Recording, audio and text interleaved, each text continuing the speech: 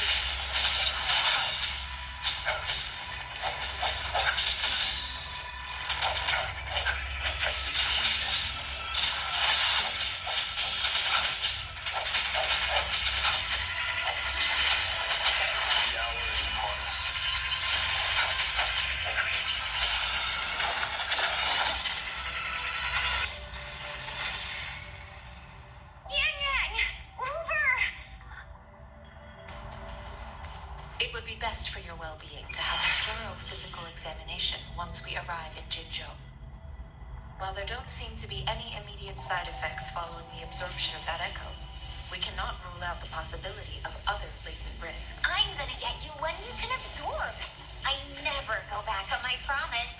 Your hero Chisha's on the husk.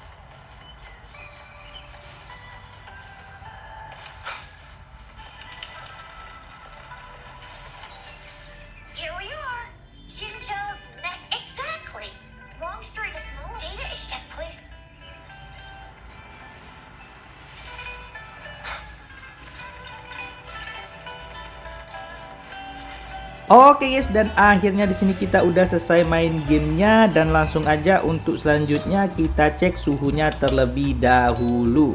Untuk yang pertama, suhu layarnya ini berada di angka 35 derajat Celcius. Kemudian untuk suhu baterainya ini berada di angka 36 derajat Celcius. Dan yang terakhir untuk suhu mesinnya ini berada di angka 40 derajat Celcius. Jadi bisa dibilang untuk suhunya ini masih dalam batas normal, karena untuk suhu maksimalnya aja cuma berada di angka 40 derajat Celcius.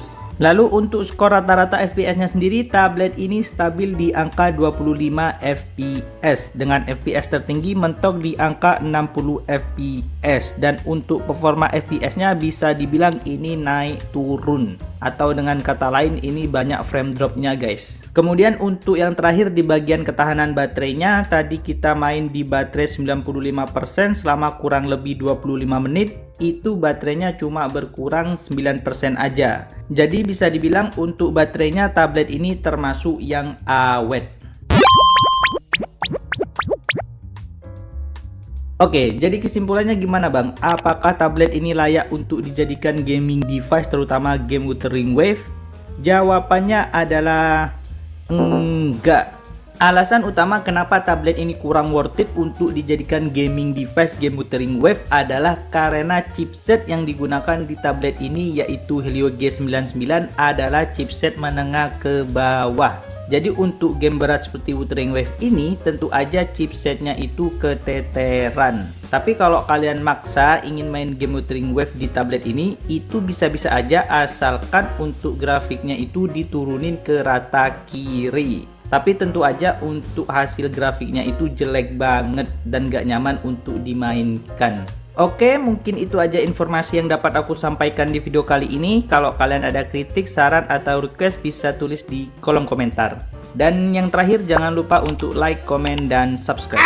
Sampai jumpa di next video.